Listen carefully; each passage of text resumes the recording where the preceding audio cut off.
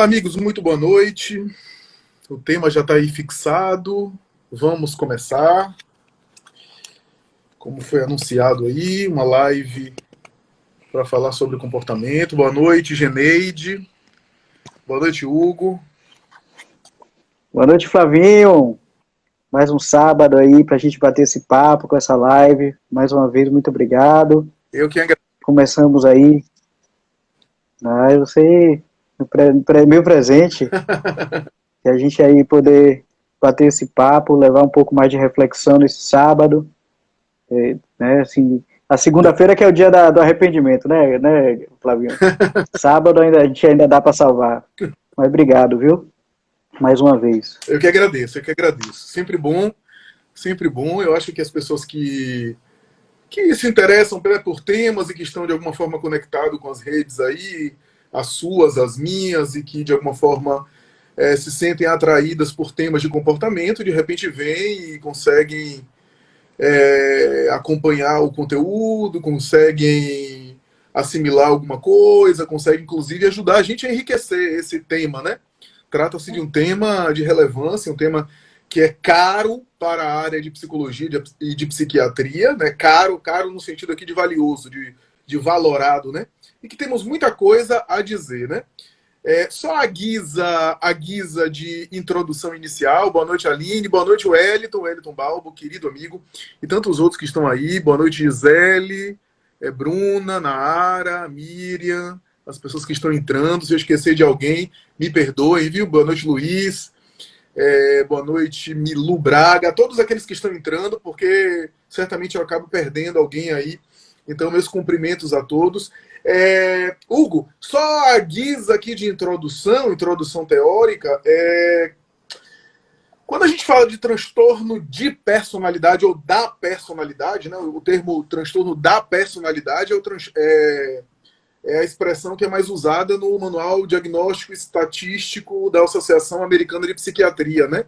O chamado DSM, que agora está na versão 5, né? DSM-5. Transtornos da personalidade, porque alude a uma personalidade que vivencia um transtorno, e não um transtorno de personalidade, é mais preferível, porque transtorno de personalidade pode fazer uma alusão a uma patologia de personalidade. Não, é a própria personalidade que experimenta transtorno. Deixa eu só explicar, porque as pessoas que não são da área de psicologia e de psiquiatria não têm a obrigação de saber os termos adequados, os termos específicos, mas vale a pena a gente explicar aqui, porque às vezes nas redes sociais tem às vezes uma tendência de a pessoa não coloca a nomenclatura correta, e vem alguém e quer, de alguma forma, dar sermão, né, militar, dizendo que não é aquele termo correto. Eu normalmente não faço isso, porque quem não é da área não é obrigado, e eu acho que o mais importante é a gente se entender. Desde que a gente se entenda, desde que a gente se compreenda um ao outro, ok. Mas, só para ser fiel aqui, a rigor, na área de psicologia e de psiquiatria não se usa o termo doença, né? Até aquele Kurt Schneider, o psiquiatra alemão, costumava dizer o seguinte: se é doença, não é mental. E se é mental, não é doença. O que é que ele queria dizer com isso?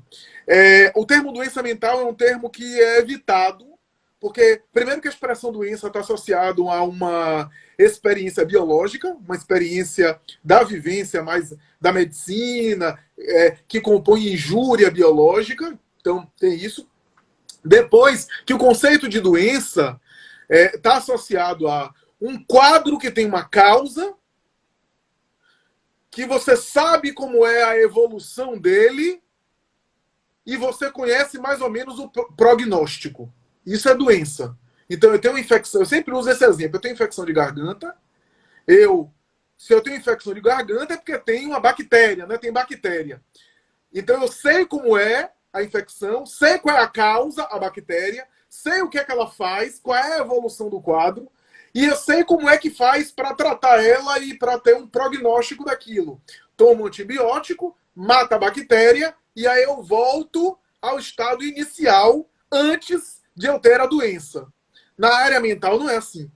Na área mental, primeiro que na área mental, quando você sofre de uma depressão, mesmo quando você sai da depressão, você nunca volta ao quadro antes, quando você não tinha depressão. Você se transforma em alguma outra coisa, mas nunca volta ao quadro anterior. E depois, na área mental, nem sempre você sabe a causa, ou pelo menos você, muitas vezes, não tem clareza de uma única causa, são vários fatores. Depois, a evolução nem sempre é previsível e o prognóstico nem sempre é conhecido. Por isso, na área mental, a gente fala de transtorno e não de doença. Né? Por isso, o termo transtorno é utilizado. Mas, nesse sentido, o que não significa dizer que não hajam transtornos que possam ter melhora, tem muitos, né? Mas tem uma lógica diferente nesse sentido, da doença que remete mais à área biológica, às experiências biológicas. É verdade, Bruno. A vida mental é sempre mais complexa, né? Quem leu a obra de Jung, a prática da psicoterapia, vai ver ele fazendo uma espécie de comparação entre as ciências psíquicas e a física, que é a ciência natural por excelência, né? A ciência hard das ciências naturais, né? Jung falando que as leis da física são muito complexas, mas as leis do psiquismo são difíceis de esquadrinhar, né? Mas para esse tema, transtorno da personalidade, primeiro eu queria dizer o seguinte, Hugo. Antes de falar do transtorno da personalidade, é importante a gente saber o que é personalidade, primeiro. E depois, antes de falar de personalidade, eu vou começar falando um pouco sobre tipos. O que é tipos? Tipologizar, colocar os seres humanos em tipos, é uma mania que todo ser humano tem. É uma mania que a história da humanidade tem. Quer ver o mais famoso, o mais conhecido? Colocar as criaturas, as pessoas em tipos do zodíaco. O zodíaco, a tradição do horóscopo, não estou entrando no mérito aqui se é verdadeiro ou se não é. Estou dizendo que é uma tradição popular, que não necessariamente é científica, que é colocar pessoas em tipos. Então, a ideia de você ser do signo de, sei lá, de Áries, e o outro ser de Capricórnio, e ter um perfil, é uma tendência de colocar as pessoas em tipos, tá? Personalidade, na área da psicologia, é esses tipos. Só que do ponto de vista científico, de um ponto de vista comportamental. Veja qual é o problema, Hugo. Eu tô mexendo no vespeiro. Porque colocar pessoas, do ponto de vista psicológico, e que nós somos sempre muito ricos, né, que temos uma subjetividade muito rica, colocar em tipos é arriscar empobrecer a pessoa. Quando eu digo que você é um tipo X ou um tipo Y, eu estou empobrecendo você, estou colocando você dentro de uma caixa. Mas você é mais do que isso. Então, sempre na psicologia, houve problemas com definição de personalidade. Só que antes de alguém aí começar a falar, né, que a psicologia que só isso basta para entender, não, a coisa é complexa. Na área da psicologia existem dezenas, inúmeras teorias de personalidade. Muitas teorias, tá? Todas elas muito ricas. Eu estou mexendo no vespeiro porque provavelmente tem teorias que eu não conheço todas.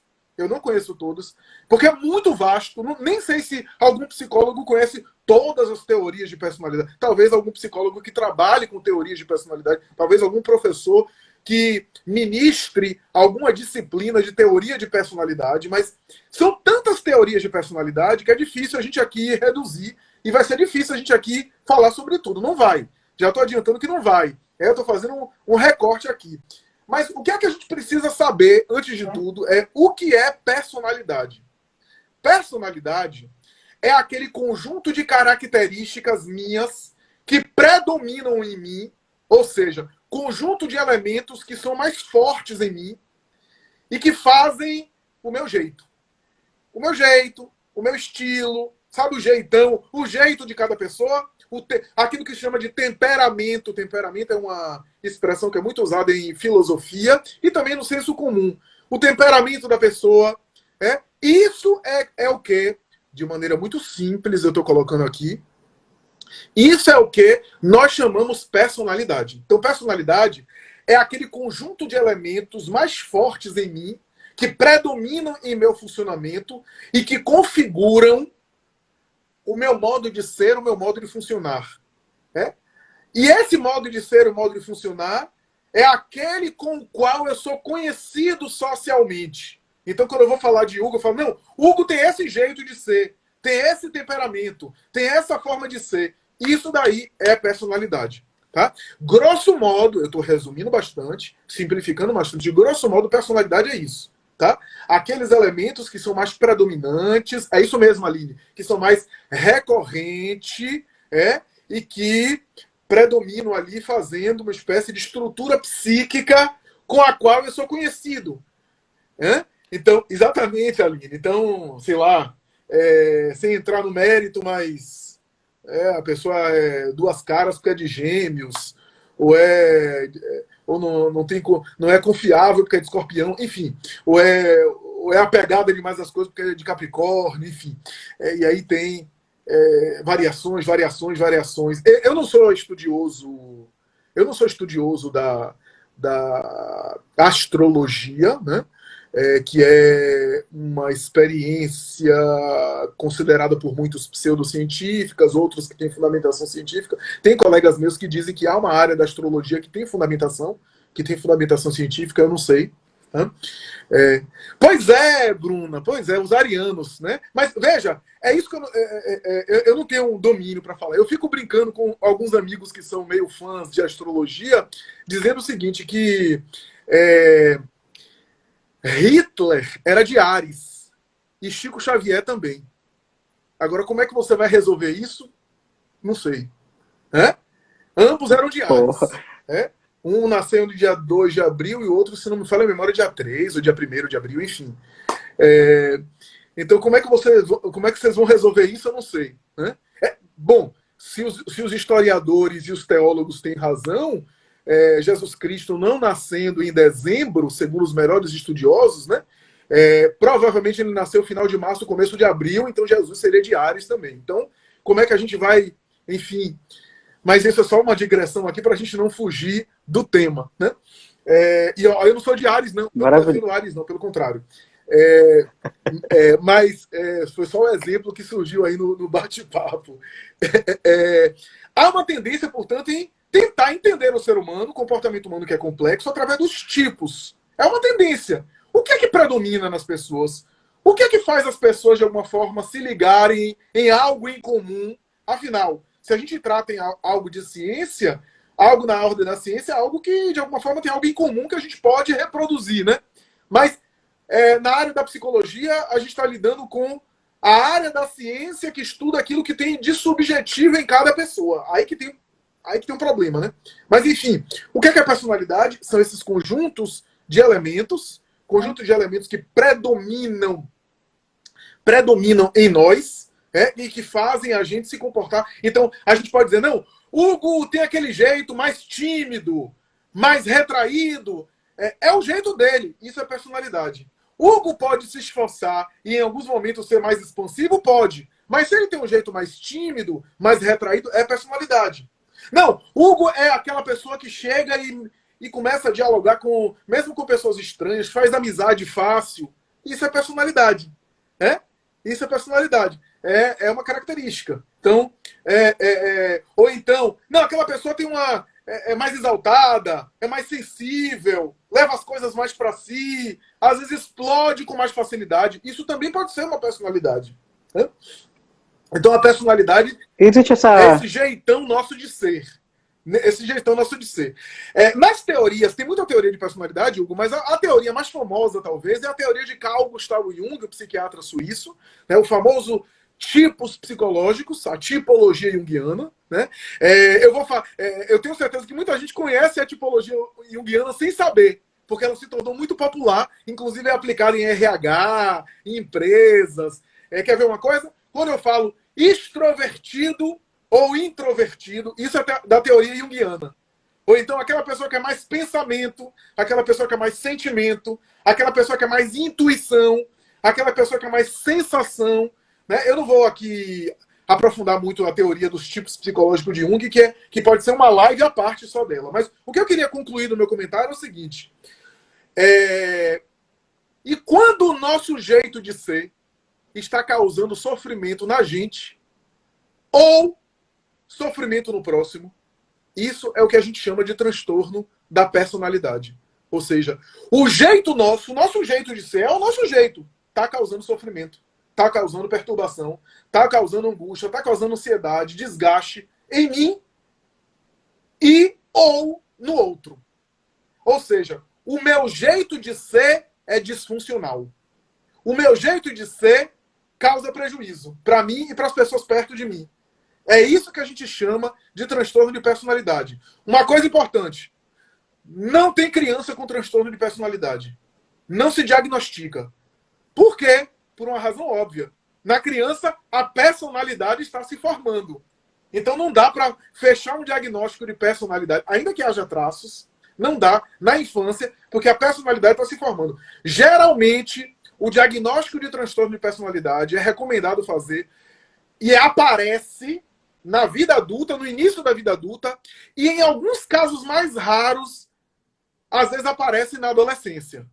Às vezes aparece já na adolescência, depois dos 15, 16 anos, tem casos que já aparece ali o quadro de personalidade. Mas geralmente aparece no início da vida adulta os transtornos da personalidade. Então, uma outra coisa importante, não tem cura, porque como é a personalidade nossa, e a personalidade é o nosso jeito de ser, a gente pode até melhorar, mudar um pouco, mas a gente não vai mudar radicalmente o nosso jeito de ser. Então, não tem cura, mas tem tratamento para a pessoa ficar bem e ter qualidade de vida. Não tem remédio, não tem medicação para transtorno de personalidade. Não existe uma medicação para transtorno de personalidade. O paciente com transtorno de personalidade, quando toma medicação pelas consequências do transtorno. Fica ansioso, às vezes fica deprimido, aí toma um antidepressivo, toma o hipnótico, se está insone, toma um ansiolítico, se está com muita ansiedade, uma ansiedade bastante... Mas não tem um remédio para transtorno de personalidade. Não tem, olha, uma coisa que muita gente não sabe, não tem nenhum outro quadro psíquico mais que é só tratada, ou mais importante ser tratada pela terapia do que transtorno de personalidade. Não tem outro quadro onde a terapia é a mais indicada. Medicação vai reduzir danos. Medicação vai diminuir um pouco o volume. Mas o que trata transtorno da personalidade, e eu não estou dizendo isso porque sou psicólogo, não. Os psiquiatras especialistas em transtorno da personalidade falam isso, que o que trata transtorno da personalidade é terapia, é psicoterapia. Uma coisa importante para se dizer aqui é que o transtorno da personalidade é difícil de ser diagnosticado, porque tem transtorno de personalidade que ele confunde com outros transtornos, confunde com toque, confunde com depressão, confunde com transtorno bipolar. E aí falando da psiquiatria, o psiquiatra às vezes atende o paciente uma vez por mês. É muito fácil para ele diagnosticar um transtorno da personalidade como um bipolar, como uma depressão, até porque tem medicação para esses quadros, do que para um transtorno de personalidade. Geralmente, um quadro de transtorno de personalidade demora de 2 a 3 anos para fechar um diagnóstico. Às vezes demora muito. Às vezes dá para fazer antes. Claro que dá. Mas às vezes demora. Então, é mais ou menos isso. E só por fim, Hugo, os transtornos de personalidade normalmente geram comorbidades. O que é comorbidade? Normalmente, os portadores de transtorno de personalidade acabam desenvolvendo depressão, acabam desenvolvendo transtorno de ansiedade, em alguns casos, transtornos mais sérios, psíquicos, né? O transtorno obsessivo-compulsivo às vezes aparece, em alguns casos, que se a gente tiver tempo, a gente vai abordar aqui. Mas, no que se refere aqui a uma introdução, eu queria dizer só isso, né? Personalidade, o que é personalidade, o que é transtorno de personalidade, para a gente colocar aqui. Porque eu não vou aprofundar aqui agora, não. Eu vou passar para você levantar as perguntas, porque nós temos 10 transtornos de personalidade. Todo mundo vai falar, o borderline, né? O transtorno de personalidade borderline, o limítrofe, né? Que está na moda hoje, né? As pessoas estão falando muito sobre o borderline, mas o borderline é só um desses 10, né? Que é dividido aí em 3 grupos, grupo A, grupo B e grupo C. Se tiver tempo, a gente fala um pouco de cada um. Mas eu queria passar para você. Se não der, sábado que vem tem mais. Tem mais, tem mais. Bruna tá perguntando aqui, Flavinho, se tá ligado a ego de alguém. Os transtornos de personalidade, se está ligado a ego. Isso. O ego é um conceito que surgiu mais predominantemente por Freud, depois os teóricos da psicanálise. O ego seria aquele elemento com o qual eu lido com o mundo exterior. Ou seja, na visão, no conceito teórico clássico, o ego seria o meu eu para as coisas sociais e objetivas. Tá? O ego está para o social, aquilo que o inconsciente está para o interior. Tá? Se o inconsciente é o lado interno da gente, o ego é o lado que lida com as coisas externas. O ego é o elemento central que acumula os valores que caracterizam a personalidade. Personalidade de persona. Persona é aquela identidade com a qual eu sou conhecido no mundo exterior. Então, sim, tem a ver com ego. Tá? Tem a ver com ego. A identidade do sujeito, sim, tem a ver. Naara está perguntando aqui, então esse transtorno é perceptível mais pelos que convivem com a pessoa do que ela mesma? Às vezes sim. Às vezes sim. Por exemplo, o transtorno de personalidade histriônica, o nome até já né? Histriônico, o que é isso, né? Só com tempo para a gente explicar. O transtorno de personalidade dependente, o transtorno de personalidade paranoide, né? O paranoide, por exemplo, é muito desconfiado, ele sempre tem dúvidas, ele vive atormentado por muitas dúvidas de tudo, e muito desconfiado, muito assim, achando que sempre estão contra ele, que as coisas são demais para ele, né? Contra ele, que as pessoas estão, de alguma forma, tramando alguma coisa em relação a ele. Então, esse sujeito, às vezes, é muito difícil, porque ele é muito desconfiado no dia a dia, na convivência, e às vezes as pessoas percebem e ele não se dá conta. Né? O borderline, por exemplo, muitas vezes ele não se dá conta, né? E alguém de fora muitas vezes percebe que o sujeito não funciona bem, que tem alguma coisa errada, né? E às vezes o sujeito que está ali, que vive a questão, não percebe. Flavinho, da sua experiência terapêutica de consultório, tem assim, algum transtorno assim, que mais tem sobressaído nesse momento de pandemia?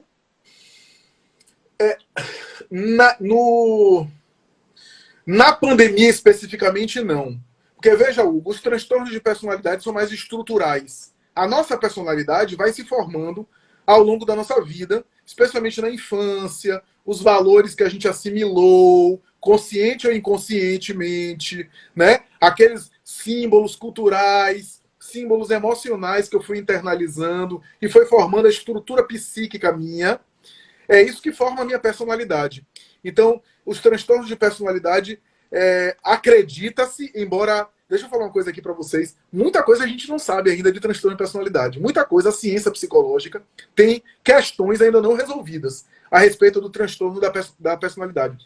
Mas o que eu poderia dizer é o seguinte, que acredita-se, essa hipótese mais plausível, porque tem a hipótese genética, a possibilidade de haver algum componente genético, mas isso nunca é determinante completamente quando a gente fala de traços psicológicos. Mas acredita-se que na formação do sujeito, na infância, a personalidade dele foi formada com valores e com conteúdos que ele assimilou e que causou esse transtorno. Né? Que causou esse transtorno. Por exemplo, transtorno de personalidade antissocial, conhecido vulgarmente como sociopata ou psicopata. Né? A gente, quando pensa em sociopata ou psicopata, já pensa em Ted Bundy, né? Já pensa nos serial killers americanos conhecidos que ficaram famosos. A maioria dos sociopatas, dos psicopatas, não fazem aquilo. Né? A maioria não chegam àquele nível. Aquele nível é o nível grave do transtorno de personalidade antissocial. Mas há quadros de transtorno de personalidade antissocial que o indivíduo não comete esses atos hediondos, mas tem características para a gente definir o que é um transtorno de personalidade antissocial. Então, no caso, por exemplo, do transtorno de personalidade antissocial que a gente está falando aqui, muitas vezes se percebe que na formação do sujeito lá inicial, lá atrás, na infância, o sujeito foi maltratado, o sujeito foi abusado, teve uma violência sexual na infância, teve um abandono importante. Claro, não justifica, porque nem todo mundo que é abandonado necessariamente desenvolve o transtorno. Mas aquele sujeito respondeu daquela forma.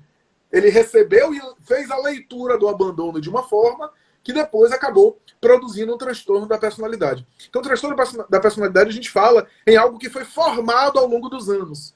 Então, eu não acredito que na pandemia apareceram mais casos de transtorno de personalidade, porque eu não acredito que na pandemia, a pandemia gerou. Não gerou. A pessoa já tinha. Né? Porque é na formação. Agora, ultimamente, eu estou falando nos últimos anos, o que tem surgido no consultório é transtorno da personalidade borderline. Sem dúvida nenhuma. São transtornos que têm aparecido mais e o sujeito tem buscado ajuda psicológica mais. O transtorno da personalidade borderline. E tem alguma dica, assim, para tratar? Psicoterapia, por exemplo, no caso da transtorno da personalidade borderline, o trabalho vai ser principalmente em cima do controle dos impulsos. O borderline acaba se prejudicando muito em função dos impulsos excessivos. Então, basicamente, vai ser controle dos impulsos, trabalhar isso em terapia, refletir isso em terapia.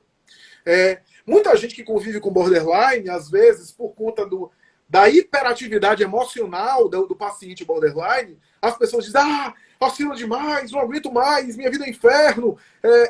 E o borderline, muitas vezes, ele interpreta, essa é uma das características diagnósticas do borderline, o borderline interpreta as atitudes do outro como rejeição, de uma maneira mais forte. Então, de repente, se você está aí, e eu tenho um diagnóstico de borderline, e você, sei lá, fez uma mexida com os lábios, eu posso achar que você tá me rejeitando, que você não está gostando de mim, que você não está gostando do que eu estou falando. Ele interpreta de uma maneira distorcida, às vezes em cima de rejeição. Mas essa não é a única característica. O tema da rejeição é um tema importante, que aparece na história do border. Mas a verdade é que os borderlines são muito gente boa. Todos os pacientes que eu diagnostiquei, ou que eu levantei hipótese borderline, são pessoas do bem. O borderline sofre com transtorno. Né? Ele é muitas vezes mal compreendido. Ele é mal compreendido. Mas são pessoas normalmente de caráter, são pessoas normalmente que têm valores morais e valores éticos claros, bem estabelecidos. Eles sofrem com aquilo, mas eles são impulsivos. Então, quando eles se sentem rejeitados, eles podem quebrar tudo. Muitas vezes, certa vez eu atendi uma paciente de borderline há muitos anos, que eu cheguei no consultório e a faxineira não havia feito a limpeza do consultório, ela havia faltado naquele dia. Aquele dia era um dia da semana, acho que era quinta-feira, se não me falha a memória, e a faxineira não foi, era o dia de limpar o consultório, e o chão do consultório não estava muito limpo, não, o banheiro, etc. E ela era a primeira paciente a ser recebida. Ela entrou, quando ela viu o consultório, e ela era muito atenta a detalhes, quando ela viu, ela começou a explodir, ela começou a querer jogar as cadeiras pro chão, ela disse, isso daí sabe o que é? Porque sou eu. Porque se fosse outra paciente sua aqui, sendo atendida aqui por você, nessa hora, não estava assim. É por minha casa, é porque sou eu que estou sendo atendida por você, e aí você me trata assim, me disse cada desaforo. Eu perdi o café da manhã naquele dia. Mas, como eu gosto, inclusive, aí eu tenho que estudar, e eu estudo isso em terapia própria, né? Porque eu me sinto tão interessado nesses desafios, né? Porque alguns colegas meus há uma tendência a personalidades muito explosivas, o psicólogo só atender uma de cada vez, né? Eu não tenho isso, porque eu gosto dessa experiência, mas exige muito do psicólogo. Porque uma mexida de sobrancelha pode ser interpretada de uma maneira negativa. Então, o psicólogo tem que saber muito o que falar, o que manejar, como manejar esse relacionamento de confiança, que vai se estabelecendo aos poucos. Né? Em alguns momentos é preciso dar o limite. A essa paciente eu tive que dar o limite, porque teve um momento que ela ia quebrar mesmo. Ela ia quebrar. E aí eu disse, pode quebrar, mas depois você vai pagar. era uma forma também de estabelecer o limite. Porque essa é uma forma de ajudar também. Ajudar o sujeito a ir lidando com os enquadres, lidando com os contextos e lidando com o controle dos impulsos de outra forma. Agora eu estou falando borderline, o termo borderline, foi estabelecido lá atrás como o limítrofe, como sendo os autores na época achavam que o transtorno borderline estava na linha de quê? Na linha entre o estado de saúde psíquica e o estado de surto. Por isso que é chamado de border. Na linha, está na linha. Hoje é considerado na linha também, porque o border vive na linha. Vive na linha no sentido do extremo, tá? O border, às vezes, se coloca em perigo. Não porque ele quer se colocar em perigo, mas por conta da impulsividade, né? O borderline, ele muitas vezes não pensa em fazer as coisas, depois ele reflete, ele até se arrepende, né? Por exemplo, vou citar aqui um exemplo. Tem um autor em psiquiatria que ele acha que Tim Maia era borderline. Então, para você ter uma ideia de como é esse aspecto. Esse mesmo autor, e eu tive um professor que falava isso, professor de psicopatologia, estou tentando lembrar o nome dele. Ele falava que sabe aquele jogador de futebol chamado Edmundo? Lembra de Edmundo? Chamado Edmundo, o animal, né? Pelo menos de 2 em 2 jogos ele tinha alguma briga, batia em alguém, era expulso, metia um soco em alguém. Tem a característica do border. Às vezes é uma pessoa do bem, pai de família, tem valores éticos, mas perde a cabeça, e aí quando se sente rejeitado, se sente excluído. Mas eu tô colocando aqui linhas gerais. Claro que nem todo border está quebrando tudo, né? Tem outras características. Tem border que se automutilam, que se cortam. Muitos casos de automutilação é traço de borderline. Quando eu atendo adolescentes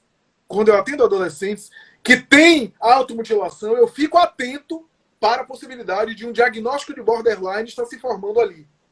Então, automutilação, né, é uma característica. Mas nem todo border se automutila. Nem todo borderline. E nem todo mundo que se mutila é necessariamente borderline. Então, a gente precisa ter cuidado, né, para examinar essas questões. Agora, apesar de não se saber muito, no caso do borderline, se sabe que 80%, não é todo mundo, viu, gente? Mas 80% das mulheres, já que é um transtorno, o transtorno borderline é mais frequente em mulheres. Pelo menos essa é uma vantagem de ser homem, pelo menos uma. Mas os homens não ficam felizes, não, porque tem mais esquizofrenia e mais transtorno obsessivo compulsivo em homens. Há uma tendência de, ao examinar a história de vida, perceber que 80% mais ou menos, eu estou chutando, não estou sendo preciso, né? Mas que tem uma pista forte, uma possibilidade forte de haver abuso sexual na infância. Em muitos casos de borderline. O que não significa dizer que todo mundo que é border passou por abuso. Não necessariamente. O critério diagnóstico não fecha só com isso. Tá? Então, bom, eu me estendi. Vai lá, Hugo. Não, sem problema. Flavinho, essa pergunta chegou minutos antes de abrir a live. Foi uma senhora, ela quer saber se tem relação com o transtorno, mas como reconhecer e se livrar da dependência afetiva. Tem ligação com o transtorno? Tem um transtorno, chama transtorno de personalidade dependente, que é uma pessoa que, entre as características, a que mais predomina. Eu estou falando algumas, viu, gente? Se você for pegar o manual psiquiátrico, tem uma lista de características. Eu estou falando aquelas que são mais características. O transtorno de personalidade dependente, a pessoa vive em dúvida, vive não conseguindo tomar decisões, às vezes, cotidianas, vive dependendo de alguém que tome decisões por ela. E essa pessoa normalmente gera nas pessoas ao redor uma sensação de sufoco. A sensação que as pessoas próximas têm é que essa pessoa é muito pesada. Por quê? Porque ela demanda demais, ela o tempo todo está exigindo, está solicitando os outros, está querendo que os outros resolvam as coisas dela, levem ela para os lugares, etc. É um transtorno que não é muito comum, é raro, é um transtorno relativamente raro, comparado, por exemplo, com borderline, com antissocial, com histriônico, mas é um transtorno que precisa de muita psicoterapia, porque na base aí há uma baixa autoestima, a necessidade de reconhecer os próprios valores, de fazer autoconhecimento, né, de conseguir descobrir os próprios potenciais para se sentir mais seguro ou segura, para tomar decisões, para fazer escolhas, às vezes até estratégias cognitivos comportamentais. Eu não sou da TCC, mas eu reconheço que em alguns casos a estratégia cognitivo-comportamental é válido, né? Mas é necessário trabalhar especialmente a conexão com os próprios sentimentos e a autovalorização. E é possível tratar isso sem terapia, Flavinho? Eu sou super defensor aqui, todo o projeto é super defensor da terapia, né? Mas essa pergunta chegou e aí eu passo para você. Hugo, é sempre possível a gente melhorar emocionalmente sem terapia. Eu não vou, como profissional da área, dizer que o único caminho é fazer psicoterapia. Mas em alguns casos, quando a gente não está dando conta, quando a gente não está resolvendo sozinho, quando a gente já tentou e não conseguiu, a gente precisa buscar alguém. Né? Quer buscar um amigo? Busca. Conversa com alguém de sua confiança. Busca um amigo. Busca um orientador religioso, alguém que você confia. Se não resolver, aí busca ajuda especializada. Eu acho mais difícil. No caso do transtorno da personalidade, eu acho mais difícil o sujeito tratar sozinho. Sem alguém de fora que possa ajudá-lo e ao mesmo tempo que conheça o fenômeno, fica mais difícil. Porque o sujeito está imerso, é o modo dele de funcionar. Muitas vezes ele não se dá conta que o modo dele de funcionar é prejudicial para ele e para o próximo. Né? Às vezes ele busca a psicoterapia por conta do mal-estar do sofrimento, mas às vezes não associa que tem a ver com o temperamento, ou seja, com os traços da personalidade. Né? Então é mais difícil sim. Um rapaz até mandou mensagem, eu vou ler aqui a mensagem na íntegra que ele mandou, que ele diz assim: trato a timidez e a segurança em terapia há 6 anos e ainda não tive melhora. O que pode ser? Eu acho que pode ser muita coisa, né? A psicoterapia às vezes não tem melhora, precisa avaliar a sua psicoterapia, se for o caso, mudar a psicoterapia. E aqui eu não estou falando isso porque eu estou achando que necessariamente a culpa é do profissional. Isso é muito complexo. Eu já vi Jorge Forbes, professor de pós-graduação, fiz um curso com ele, estou fazendo uma pós-graduação onde ele é o professor, né, o professor principal. Jorge Forbes, que é um dos psicanalistas mais conhecidos do Brasil, ele foi inclusive aluno de Lacan, ele fez psicanálise com Lacan pessoalmente na Escola de Paris, e eu ouvi ele declarando, dizendo: eu domino a técnica, eu conheço a técnica, mas às vezes o paciente chega e não tem empatia comigo, não aconteceu o vínculo de confiança terapêutico. O profissional pode dominar a técnica, mas não rolou. Né? Psicoterapia é um negócio estranho por isso, porque tem que ter o domínio da técnica, tem que ter o domínio da literatura especializada, mas isso só não é suficiente. É imprescindível, é necessário, mas não é suficiente. Porque tem que ter um vínculo de confiança. Senão a terapia não anda. A psicoterapia não anda. Então tem o engajamento do terapeuta, claro, tem o engajamento do paciente. Eu vou falar uma coisa aqui, que futuramente eu pretendo lançar aí no Instagram alguns pequenos vídeos para responder essas perguntas, porque algumas pessoas me fazem essas perguntas e nem sempre cabe num vídeo longo do YouTube. Então eu vou colocar alguns stories meus, assim, pequenos, com respostas pequenas a essas questões mais curtas e separado por temas, futuramente. E eu vou falar uma coisa aqui. Terapia hoje está na moda. Psicoterapia está na moda. Quem é profissional de saúde mental, que está aí me assistindo, sabe que há 10, 15, 20 anos não se tinha essa busca por saúde mental, esse interesse por saúde mental como tem hoje.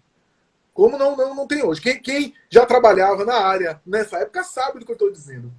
E hoje, em muitos contextos, falar que faz terapia representa um certo status. Não, eu também sou terapeutizado, eu também faço terapia, eu também faço autoconhecimento, né?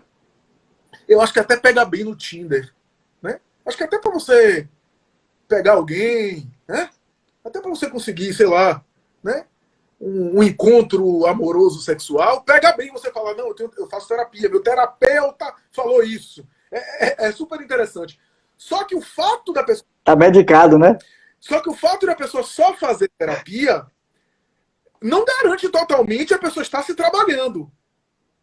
Não garante. Eu tenho um paciente, por exemplo, que ele está vindo para a terapia porque a esposa ameaçou separar. Ele claramente não está engajado na terapia. Eu olho para a cara dele assim, eu fico ouvindo, escutando, e ele claramente não está envolvido. Quer dizer, ele vai para a terapia para ficar comigo, para bater o ponto para a mulher.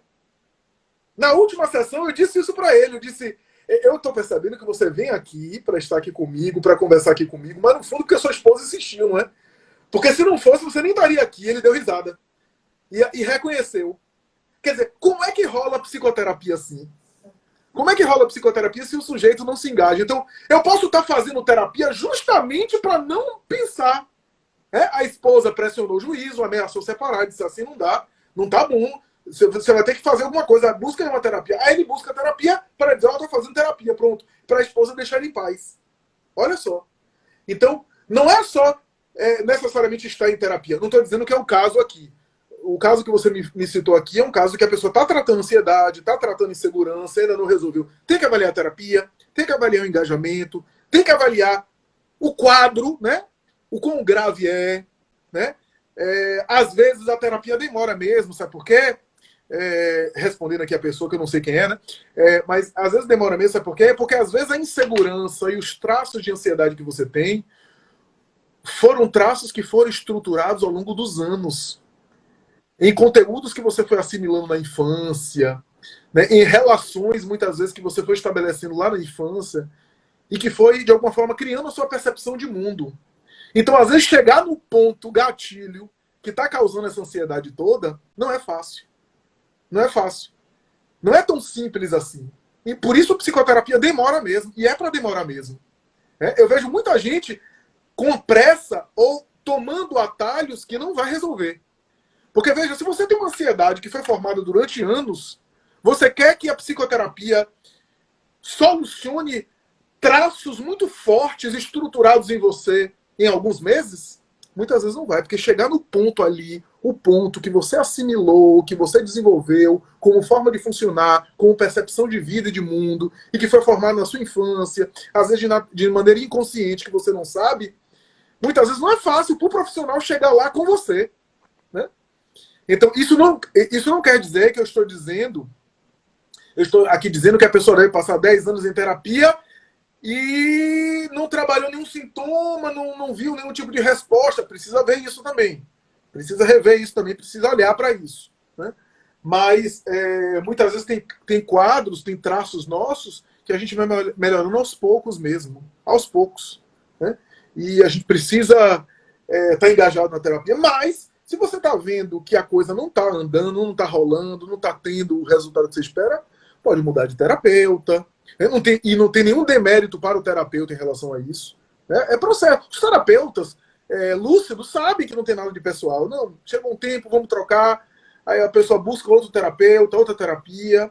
Conrado Caligares, o famoso psicanalista ítalo-brasileiro que faleceu há mais de um ano, ele costumava dizer que fazia turismo terapêutico. Às vezes, como ele viajava muito, aí ele chegava numa cidade da Europa, aí ele queria saber, ele contou isso, inclusive, ele queria saber quais eram os terapeutas daquela região ali, e ele marcava sessões para fazer, porque ele queria se submeter às terapias mais variadas para aprender, inclusive, as técnicas e poder, inclusive, lidar com os próprios sintomas dele, né? Então ele ia, ele conhecia, ele gostava de... Ele era psicanalista, mas ele fazia... Às vezes ele fazia consultas com terapeuta cognitivo-comportamental, gestaltista, psicodramatista, psicólogo comportamental, e por isso ele era o terapeuta que era.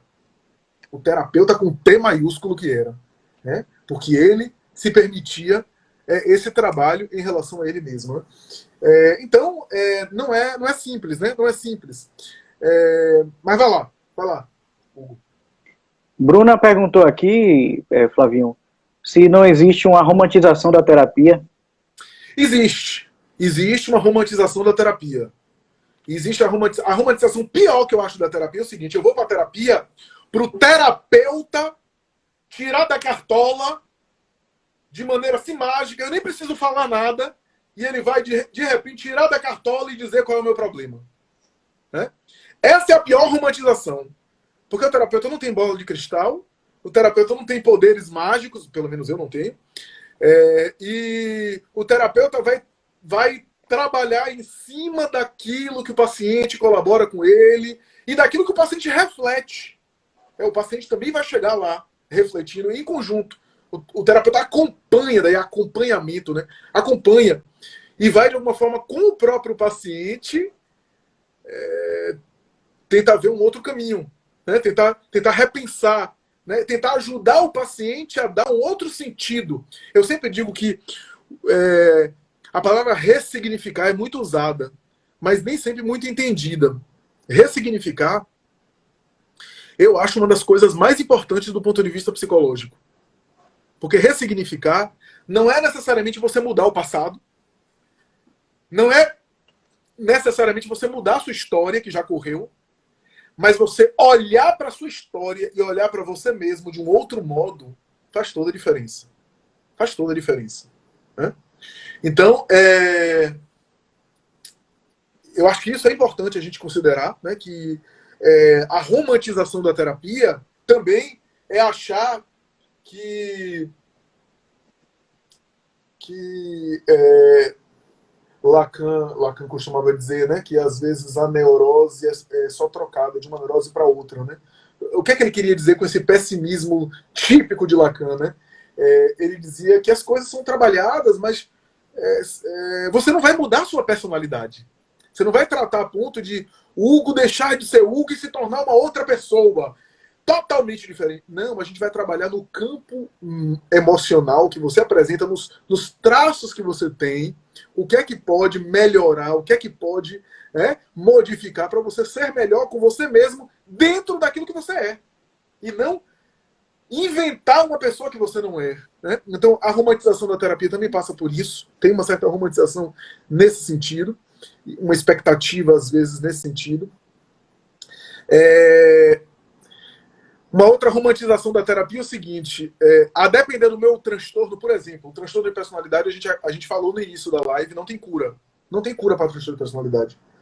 Você vai ter que tratar em terapia para administrá-lo.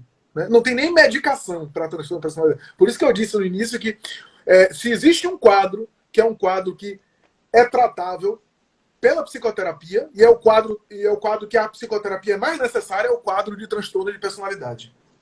Os transtornos da personalidade. Então, mas eu não vou curar o transtorno da personalidade que eu tenho. Eu vou tratá-lo, administrá-lo, para ele não me causar problema. Para eu ter qualidade de vida. É essa a característica. Mas há romantização também, nesse sentido. Há uma romantização. Agora, Hugo, certa romantização é até necessária para o processo da terapia. As expectativas e as fantasias do paciente na terapia pode ajudá-lo a ele se conhecer a si mesmo. Porque essas fantasias que aparecerão na terapia serão conteúdo para que o terapeuta conheça melhor o paciente e ajude o paciente a conhecer a ele mesmo. Porque o conteúdo das nossas fantasias dizem muito sobre nós. Dizem muito sobre nós. Falam muito da gente. O que é que eu fantasio? Fala muito sobre mim. Né? E isso a terapia pode ajudar. Flavinho, quem está vivendo um momento de luto, seja ligado à pandemia ou qualquer outro luto, corre risco de cair num transtorno? Transtorno de personalidade, não. De ter um transtorno? Transtorno de personalidade, não. Transtorno de personalidade, ele não se desenvolve assim. Tipo, com um evento emocional específico que a pessoa sofreu e aí desenvolveu um transtorno. Não. O transtorno de personalidade, o transtorno de personalidade, qualquer um dos 10 que eu tenho aqui, são desenvolvidos na formação do sujeito. E aparece na vida adulta, no início da vida adulta ou no máximo no final da adolescência. Então, essa característica. Luto pode deixar o paciente deprimido. A depender do luto, esse luto pode nunca mais sarar. Tem lutos muito, muito fortes, né? Tem lutos que são lutos significativos.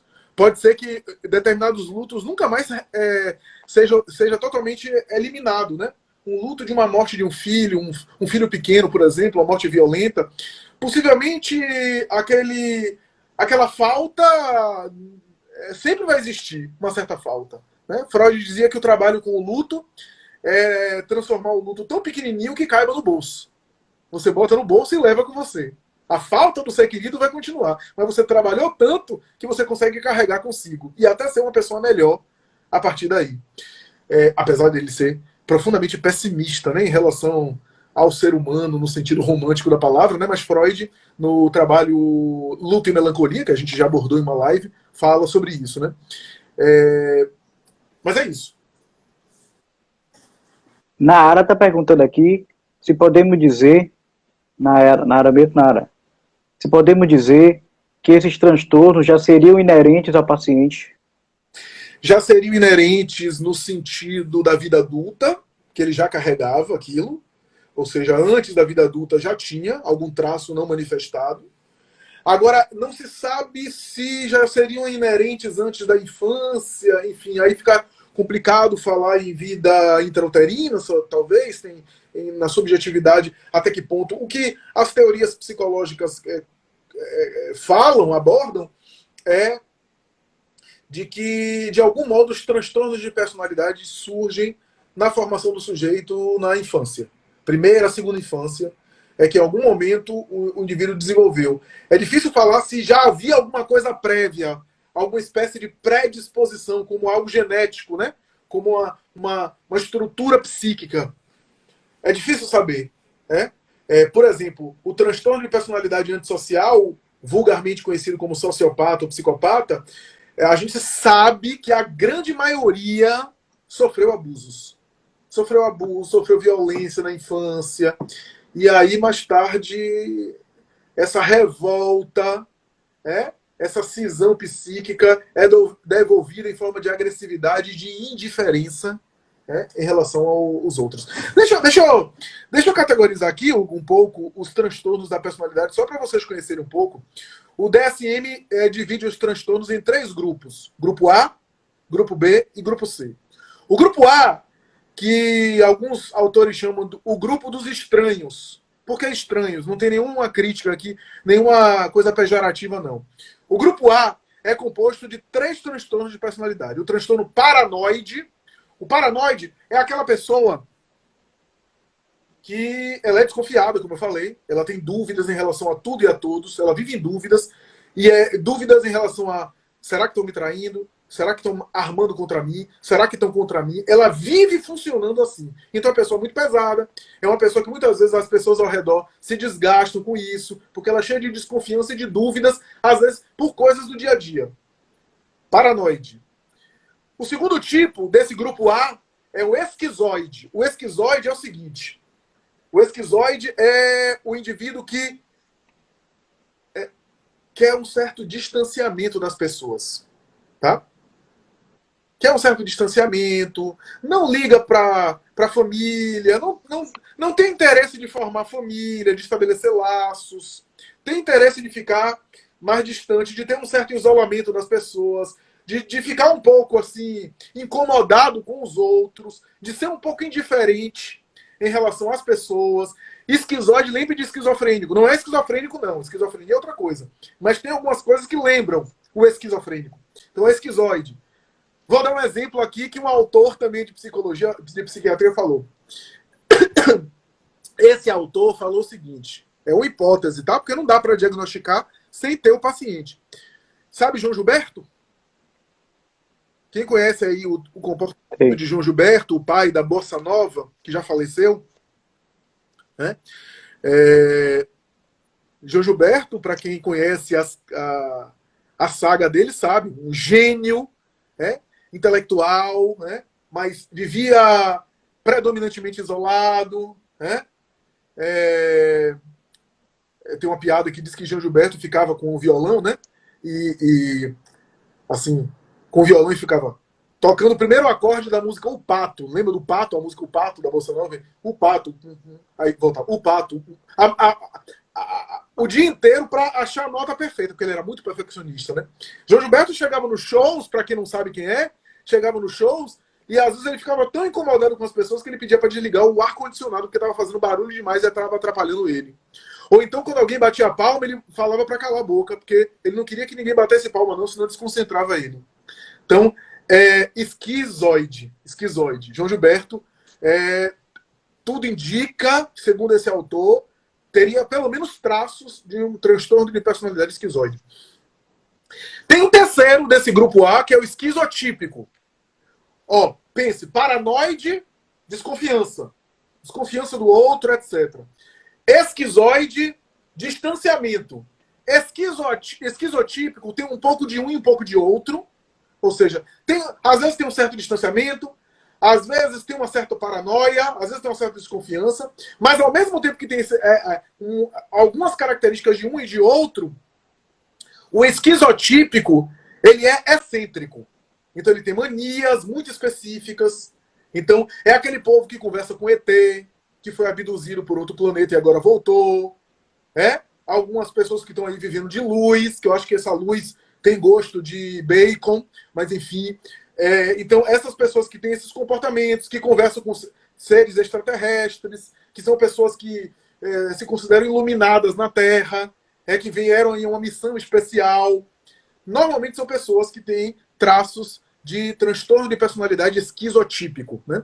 Um transtorno de personalidade muito rara, mas que aparece. Então, o diferencial do esquizotípico é ser excêntrico. Tá? Esse é o grupo A dos transtornos. Agora tem o grupo B. O grupo B é chamado dos hipersensíveis e dramáticos. São 4 transtornos de personalidade. O primeiro, antissocial, que nós já falamos aqui. Antissocial é o quê? Vulgo sociopata, vulgo psicopata. O antissocial é o indivíduo que tem pouca empatia, tem uma dificuldade muito grande de se colocar no lugar do próximo, tem a ausência de remorso, tem uma certa tendência a ser indiferente em relação ao outro, tem uma certa tendência de transgredir regras. Um dos diagnósticos do transtorno de personalidade antissocial, ele precisa ter um histórico onde ele transgrediu regras, cometeu alguns ilícitos. Tá? Por isso que eu digo, nem todo antissocial é aquele serial killer, como Ted Bundy e tantos outros, né, que aparecem nas séries. O serial killer é o antissocial mais grave. Mas muitas vezes a maioria dos antissociais cometem atos ilícitos no dia a dia, mas não necessariamente cometem crimes hediondos. Tá? Então, transtorno de personalidade antissocial.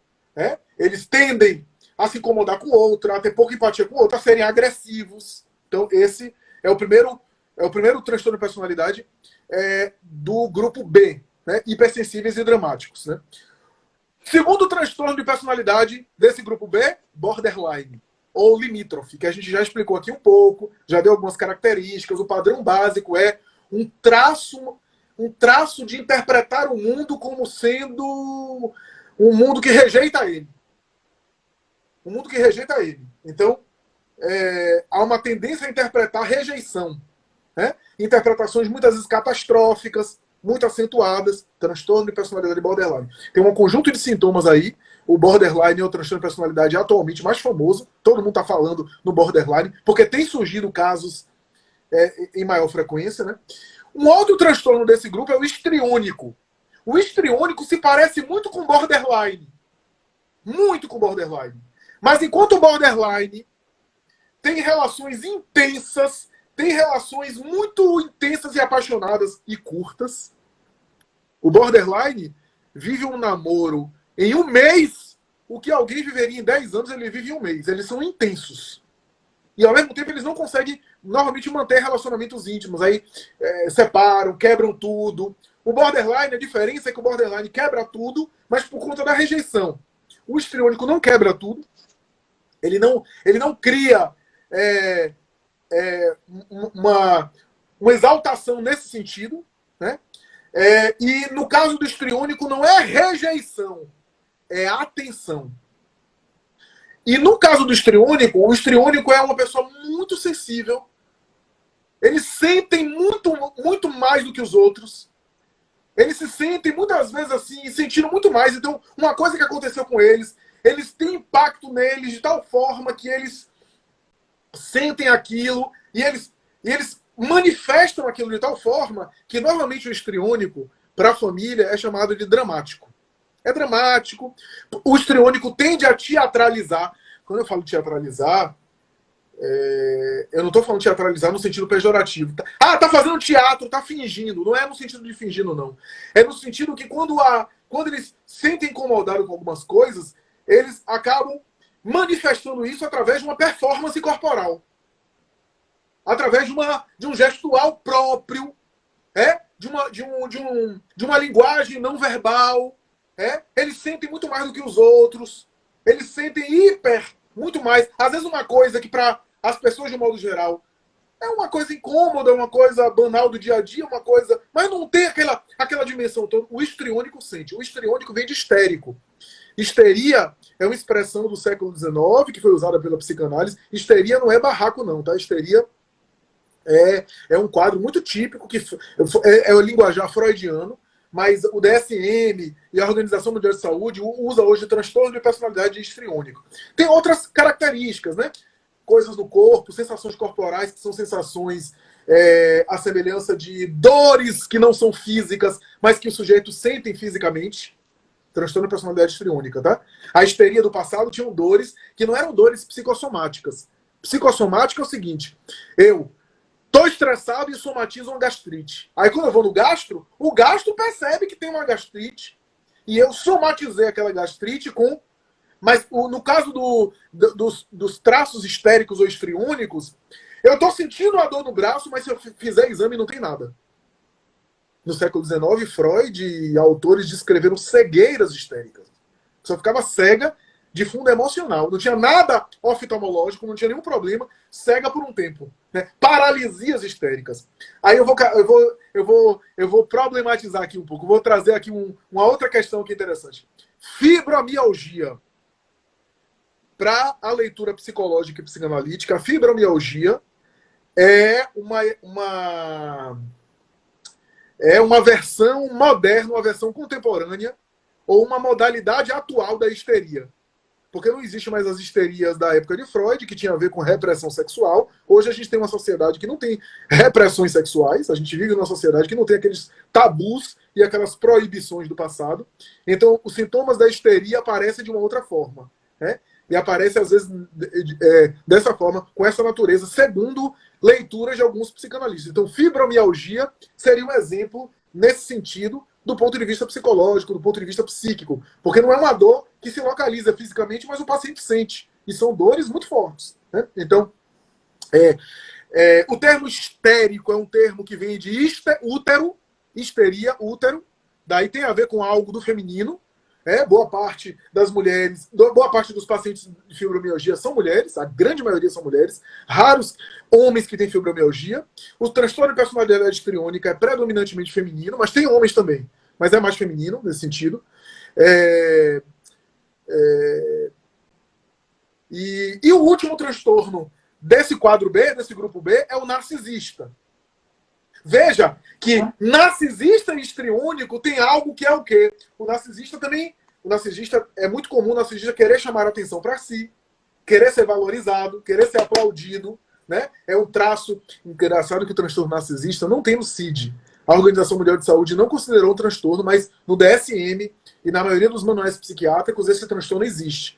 Que é o quê? Essa tendência da pessoa realmente narcisista, né?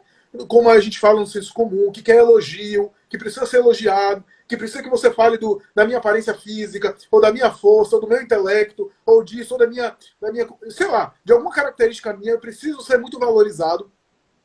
Veja que histriônico e narcisista, nesse sentido, se aproximam. O narcisista quer atenção, o histriônico também necessita de atenção. A diferença dos dois é que o narcisista quer uma atenção no sentido de ser valorizado e elogiado. Né? E o histriônico muitas vezes se sente inferior e acha que não recebe a atenção do outro porque se sente inferior. O histriônico, algumas mulheres histriônicas, isso não é geral, tem casos que não tem, mas algumas mulheres histriônicas, elas tendem a ter traços infantis na vida adulta. Elas tendem a ter traços infantis na vida adulta. E por incrível que pareça, como é que elas chamam a atenção, especialmente dos homens, né? Porque são mais mulheres, né? Como é que elas chamam a atenção dos homens erotizando os relacionamentos? Qual é a forma mais rápida e mais fácil de chamar a atenção de alguém apelando para o erotismo? Então, Freud, quando examinou as histéricas, ele dizia que a histérica do século XIX levantava a saia com a mão e abaixava com a outra. O que é que ele queria dizer com isso? É que, na verdade, do ponto de vista da experiência da histeria, não é um desejo verdadeiro. É apenas o desejo de conquistar a atenção, de seduzir, de chamar a atenção, mas não é necessariamente um temperamento de sexo, por querer de alguma forma ter uma compulsão. Não. Às vezes, inclusive, algumas histéricas da época de Freud não tinha nem prazer sexual, não tinha nem interesse sexual. Era o desejo apenas pela conquista. Por isso que levanta a saia por uma mão e abaixa a outra. Então, porque existe um tédio, uma insatisfação e uma própria repressão da sexualidade que faz desejar e não desejar, querer atenção e não querer. No livro O Inimigo no Meu Quarto, um livro, recomendo, viu? Para quem quiser ver casos de terapia, recomendo. O Inimigo no Meu Quarto, de um psicanalista judeu. Ele tratou uma mulher histriônica, ela era, inclusive, stripper de uma boate. E ela teatralizava para cima dele no consultório, né? E ele utilizou uma estratégia bastante inteligente para conseguir fazer ela repensar esse modo esse padrão de relacionamento com as pessoas, né? Erotizando as relações. O último grupo agora, grupo A, grupo B, grupo C. Grupo C são daqueles quadros de personalidade chamados ansiosos ou medrosos. São 3. Transtorno de personalidade evitativo, e aqui é importante dizer, o evitativo evita as pessoas, mas não tem a ver com fobia social. A fobia social, o paciente tem pavor das pessoas, tem medo das pessoas. O evitativo, não.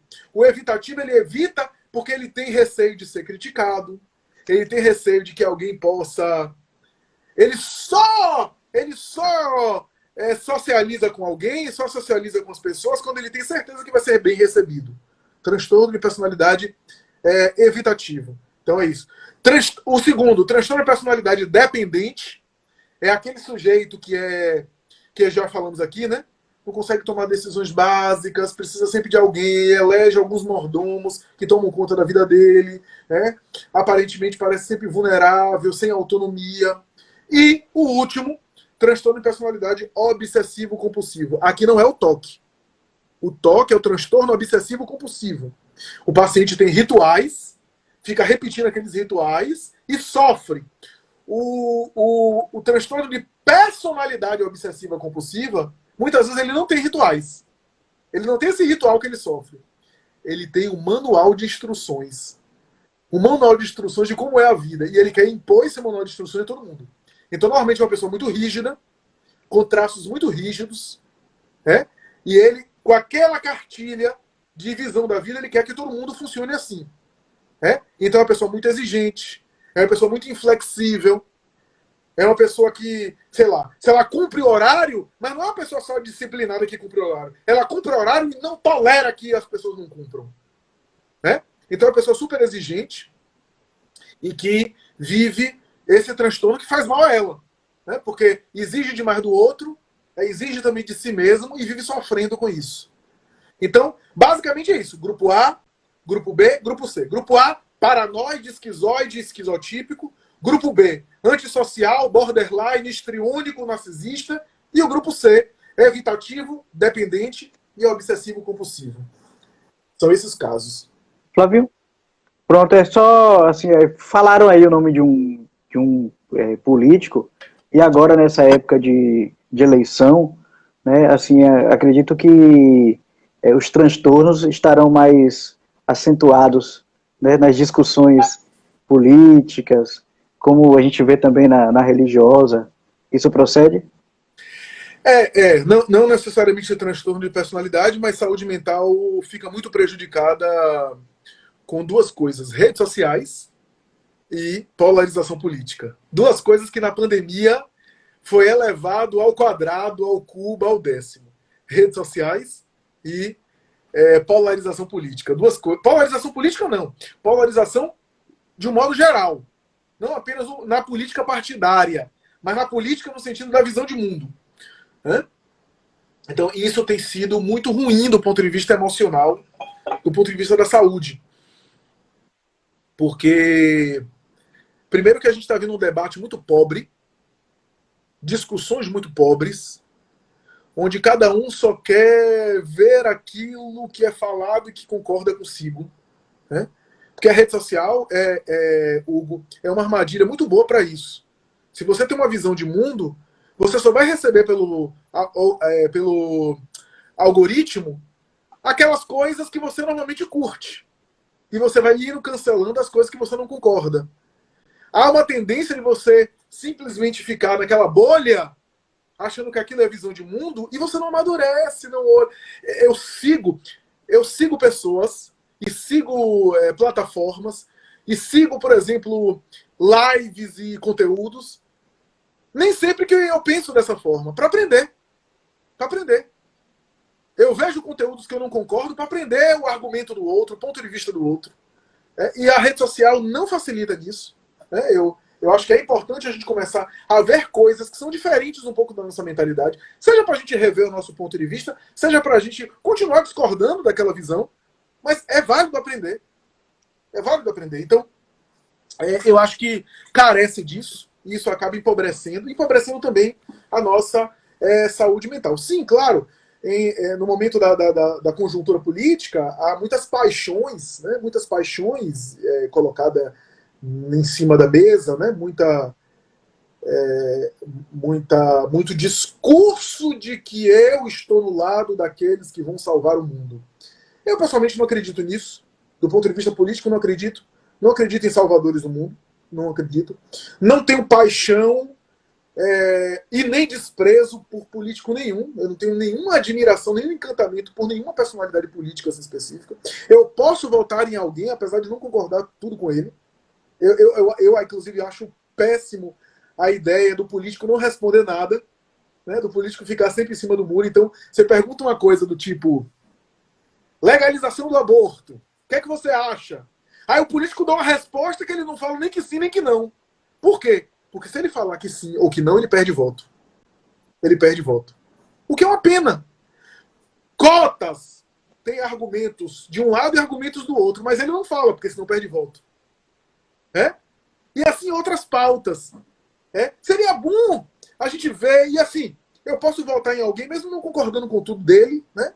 E tendo o senso crítico, porque as paixões políticas fazem eu apoiar um político e simplesmente achar ele o máximo, que ele não. E perder o senso crítico de analisar que é uma pessoa, que tem o seu projeto de poder,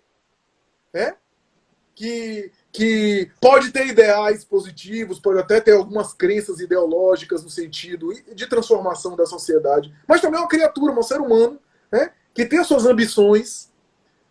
Então, eu penso assim, como eu não tenho encantamento e paixão por político nenhum, e eu ouço muito no consultório tudo que é tipo de percepção, né, e atendo pessoas do cenário político, atendo pessoas de vários lados do espectro que fazem parte da vida política, atendo. Eu sempre acho muito engraçado essa coisa de a pessoa estar com sintomas emocionais em função de uma... eu sempre achei muito interessante a percepção política que cada um tem em gerar tanto estresse e tanto a briga emocional. Eu acho que, em algum momento, isso vai acabar se tornando um diagnóstico de saúde mental. Polarização política. Eu acho que no futuro vai ter um quadro assim, porque da mesma forma que a gente tem os piromaníacos e os fanáticos no esporte, que chegam a matar a torcida do outro, eu acho que a ideia irracional de a gente lidar com a ideia política de uma forma bastante acentuadamente emocional, eu acho que já saiu da política. Eu acho que já é quadro para psiquiatria e para psicoterapia. Eu consigo, Flavinho, eu vou ouvir ambos os lados do espectro, achar conceitos e coisas que a gente pode conversar, sem necessariamente a gente agredir um ao outro, a gente ficar lesando um ao outro, ou partindo para agressão pessoal. Acho que a gente dá para a gente enriquecer, e eu acho que está faltando isso. Acho que você está falando de épocas de eleições, sim, a tendência é... A gente ainda não se recuperou das últimas eleições do governo federal, né? Enfim, quando a gente lembra das últimas eleições, tem gente ainda de mal. Tem família que ainda não se fala. Eu conheço gente que ainda está de mal na família por conta das eleições, daquelas eleições. Né? Vem agora uma próxima, mas 2018, não foi? 2018. Eleições de 2018. Tem gente ainda de mal. Né? Naquela época.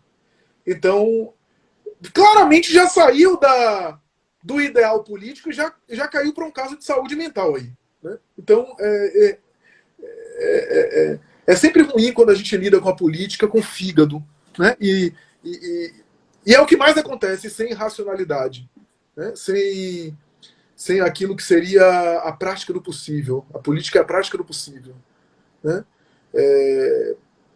Eu sempre acho que a gente pode discutir as coisas e tentar ver as coisas de um modo em que a gente defenda as coisas que são boas. Né? Independente do espectro ser esquerda ou direita, a gente defender a ideia do ser humano, a ideia das liberdades, a ideia da dignidade humana, a ideia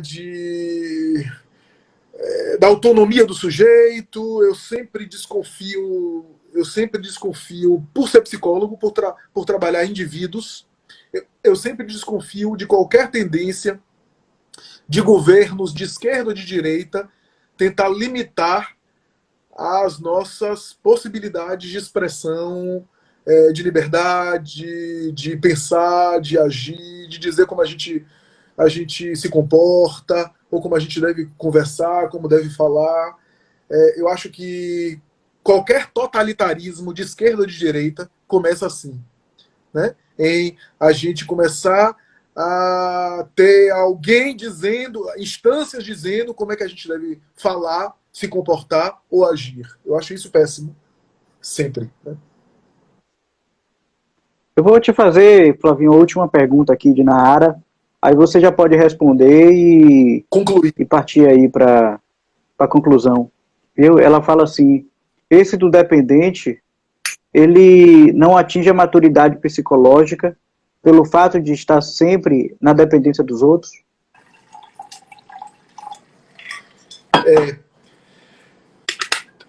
Exato. Existe isso, né,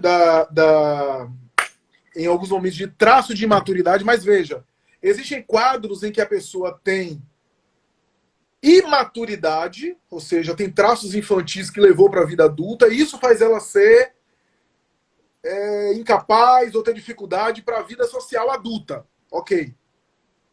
E não necessariamente ter o transtorno de personalidade. O transtorno de personalidade dependente, ela pode ou não ser imatura, ou seja, ter traços infantis, mas, sobretudo, ela tem uma tendência de achar que não tem condição de dar conta das coisas e querer que as pessoas escolham e façam as coisas por ela. Essa é a característica. Né? Pode ser que não seja necessariamente uma personalidade infantil, mas, de fato, concordo com você, não deixa de haver, em última instância, algum nível de imaturidade aí, algum traço de imaturidade aí, né? Que pode ser alguma coisa da história de vida do sujeito. Bom, Hugo, só caminhando para a conclusão, eu tentei aqui ao máximo explorar um tema que é muito vasto, que é cheio de nuances. Né? Transtorno de personalidade não é um assunto fácil de ser diagnosticado. É uma temática delicada. Mas vejam, sempre quando você vê uma pessoa que parece deprimida, mas não parece direito, tem alguma coisa de depressão, mas não parece. Ou seja, fica deprimida, mas sai da depressão, mas tem um conjunto de outros comportamentos estranhos que não parece depressão. Pode ser que a depressão só seja uma comorbidade de um transtorno da personalidade, porque grande parte dos transtornos da personalidade tem comorbidades que são ansiedade e depressão. Então, por exemplo, o paciente que deprime e ele dorme hoje, acorda amanhã, ele continua deprimido. Ele tem uma certa estabilidade na depressão dele. Mas, por exemplo, o borderline, que oscila e que está inquieto, ele pode deprimir, ele deprime, ele toma remédio, toma medicação, dorme no dia seguinte ele está zerado. Ele está zerado. Isso é sugestivo de transtorno de personalidade, entendeu? Então, são quadros difíceis, mas que com o tempo o profissional pode perceber ali a diferença do que é algo que é da ordem do psíquico no sentido do humor, da ansiedade, e aquilo que é da ordem do transtorno de personalidade. Eu só tenho duas notícias, uma boa e uma ruim, para dar para quem tem transtorno de personalidade. Se você está percebendo que você tem um jeito diferente e que o seu jeito faz os outros sofrerem ou faz você sofrer, é interessante você buscar ajuda para fazer uma avaliação se não é o caso de um transtorno de personalidade. É seu jeito, mas o seu jeito está incomodando todo mundo e está fazendo você sofrer. Possivelmente é importante você buscar uma avaliação nesse sentido. Porque possivelmente pode ser um transtorno de personalidade. Mas as duas notícias, uma boa e uma ruim, é o seguinte. A notícia boa é que o paciente com transtorno de personalidade normalmente não é um paciente que vai precisar de muita medicação. Medicação psiquiátrica. Tá? Não tem, como eu disse no começo, não tem medicação para tratar de transtorno de personalidade. Não existe. Você trata o quê? A ansiedade, se o paciente está ansioso demais. Se deprimir, trata a depressão. Então a notícia boa é justamente que não precisa de tanta medicação. E é muito comum borderline, o histriônico, abusarem de medicações. É muito comum. Né? O borderline é muito comum abusar de medicação, abusar de álcool, abusar de substâncias químicas. É muito comum. Né?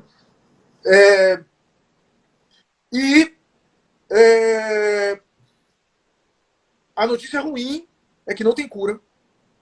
Vai ter que conviver com aquilo. Mas pode-se conviver muito bem como se...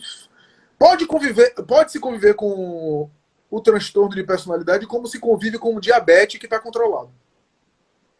Tá? E viver bem, né? E ter relações boas, e ter uma vida boa. É isso.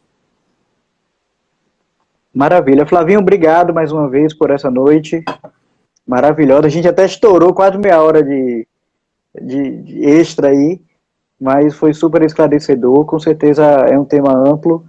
Em uma live não dá pra gente abordar tudo. E, resumindo, vamos procurar terapia, né? Vamos procurar terapia porque a gente precisa. Mas obrigado, viu, de coração. Sábado que vem tem mais live com Porte. Segunda-feira tem Evangelho no Lar também. Mas tamo junto. E obrigado aí cada um que participou, que perguntou, comentou. Muito bom, viu? Muito obrigado mesmo. Alguma mensagem, Flavinho? Obrigado, Hugo. Obrigado, querido.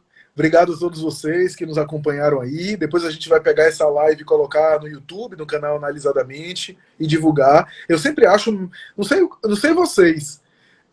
Sabador, né, Nara? Sabador, é. Gratidão, Aline, Verônica, todos que estão aí se manifestando. Geneide, um abraço a todos. Eu sempre acho, Hugo, não sei você e vocês aí, que eu gosto muito mais de assistir pelo YouTube. Eu acho chato assistir pelo Instagram.